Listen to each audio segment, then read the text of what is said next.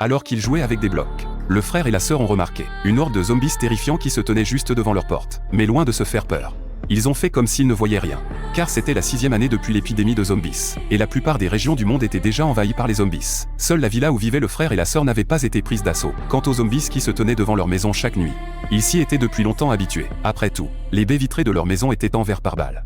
Les zombies à l'extérieur ne pouvaient tout simplement pas entrer. De plus, dans ce monde en fin de temps, le frère avait développé des capacités de survie hors du commun. Chaque matin, il installait des pièges dans les environs pour capturer les zombies qui tentaient de les attaquer. Mais dans cette fin du monde où les ressources sont reines, le plus effrayant reste ce 1% de survivants, car vivant dans cette villa où les provisions abondent, il était certain que beaucoup viendraient se disputer le territoire. Ce matin-là, alors qu'il se balançait sur la balançoire, un pick-up s'approcha. Voyant que l'homme n'avait pas de bonnes intentions, le garçon s'avança, un pistolet joué à la main, pour les avertir de ne pas s'en prendre à la villa. Mais face à cet enfant si jeune, l'homme ne lui accorda aucune attention. Il lui demanda plutôt s'il y avait des adultes à la maison. Voyant que le garçon tardait à répondre, l'homme dut faire demi-tour et repartir, dépité. Ce qu'il ignorait, cependant, c'est que le pistolet du garçon n'était pas un simple jouet, mais un pistolet anesthésiant modifié. Une fois tiré sur une personne, celle-ci tombait dans le coma en quelques minutes. Le lendemain, il jouait devant la maison comme d'habitude, mais l'homme de la veille revint leur rendre visite, et avait même amené une femme avec lui. Ils demandèrent au garçon où étaient les adultes de la maison. Le garçon répondit que ses parents étaient partis en ville chercher des provisions.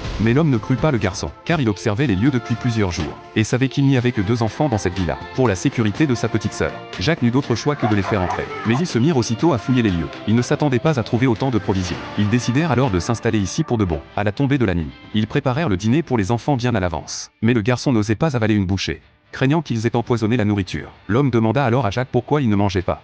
Mais Jacques répondit par une phrase étrange. It will be over before you know it. Une fois la nuit tombée et le silence revenu, Jacques emmena sa sœur dans une pièce sécurisée. Très vite, la villa fut encerclée par une horde de zombies. Effrayés, le couple s'empressa d'éteindre la lumière. À ce moment-là, ils ignoraient encore qu'une silhouette sinistre s'était glissée dans la villa. L'instant d'après, la petite amie fit un bruit. L'homme se précipita, arme à la main, mais il découvrit sa petite amie gisant sur le sol. C'est ainsi qu'ils disparurent à jamais de ce monde. Le lendemain matin, le frère et la sœur jouaient dehors comme si de rien n'était, sans se douter de rien. Mais peu après, une autre personne arriva. Cet homme avait les traits d'un Amérindien, mais comme il avait été soldat des forces spéciales, il repéra immédiatement les pièges dissimulés aux alentours. Alors qu'il s'intéressait à ces pièges, une petite fille apparut soudain devant lui. Au début, il n'y prêta pas vraiment attention, et lui demanda directement ce qu'elle faisait là. Mais la petite fille se contenta de rester plantée là, un sourire né aux lèvres, avant même que l'homme n'ait eu le temps de réagir. Une fléchette anesthésiante lui transperça le cou, bien qu'il l'ait retiré aussi vite que possible. Il était déjà trop tard, car l'anesthésiant avait déjà pénétré dans son organisme par inertie, tandis que le frère et la sœur l'observaient de loin.